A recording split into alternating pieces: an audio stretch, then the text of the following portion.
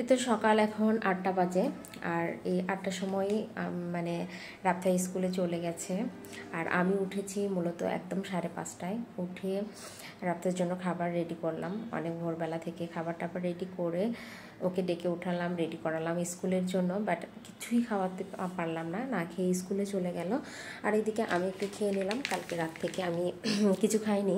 তো সকালবেলা উঠে আমার অনেকটা ক্ষুধা লেগেছিল, তো আমি একটু খেয়ে নিলাম। আর পান্তা খেতে আমার খুব ভালো লাগে। কালকে যেহেতু রাত্রে খাইনি, অনেকটা ভাত রয়ে গেছিলো, এই জন্য একটু পান্তা করে রেখেছিলাম। তো সকালবেলা মুরগির মাংস দিয়ে আমি পান্তা খেয়ে নিলাম। আমার পান্তা অনেক বেশি ভালো লাগে, যদি বা আজকের আবহাওয়াটা অনেক ঠান্ডা, বাইরে অনেক বাতাস বইছে, তবুও ভাবলাম খেয়ে নিই। কারণ পান্তা খেলে কেন জানি আমি একটু মানসিক তৃপ্তি পাই বেশি। তো কার কার পান্তা খেতে ভালো লাগে অবশ্যই জানাবেন আপনারা।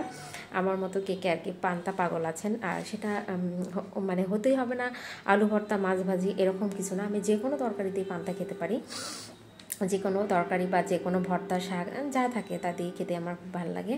আর এদিকে মেয়েটা আমার না খেয়ে স্কুলে গেল, কিছুতেই খাওয়াতে পারলাম না এত সকালে। মানে মাঝখানে কিছুদিন স্কুল বন্ধ থাকার জন্য যে সকালবেলা খাওয়ার অভ্যাসটা ছিল সেটা একদমই নষ্ট হয়ে গেছে। সকালে আর কোনো কিছুতেই কিছু খেতে চাচ্ছে না, না খেয়ে যাচ্ছে। কালকে জোর করে একটু খাওয়াই দিয়েছিলাম, তো আজকে খেলো না, বললো যে আম্মু আজকে খাবো না, আজকে যেহেতু 11টায় ছুটি হবে স্কুল, আর সেহেতু আমি কিছুই খাবো না। আর কালকে জোর করে খাওয়াইছিলাম, ভাবছিল যে কালকে ফুল ক্লাস হবে, তো এখনও তো ফুল ক্লাস হচ্ছে না, সেই জন্য না খেয়ে গেল, কোনো টিফিন নেয়নি, এখন এসে তারপর খাবেন। আর এদিকে কালকে আমার রুমে একটা অঘটন ঘটে গেছে, তো আপনাদের সাথে সেটা শেয়ার করি, চলুন। এখন আমার খাটটা কালকে ভেঙে গেছে মাঝখানে। মামি সন্ধ্যাবেলা বসেছিলাম, তো খাটটা ভেঙে গেছে। এখন আমার মিস্ত্রি নিয়ে আসতে হবে, খাটটা ঠিক করতে হবে। তারপর অন্য রুমে অন্য খাটে গিয়ে মানে ঘুমাতে হলো। হঠাৎ করেই কালকে বসে থাকতে থেকে হঠাৎ করে ডেবে গেছি, এত বেশি ভয় পাইছি যে আমরা হুড়মুড় করে ভেঙে নিচে পড়ে যাচ্ছি।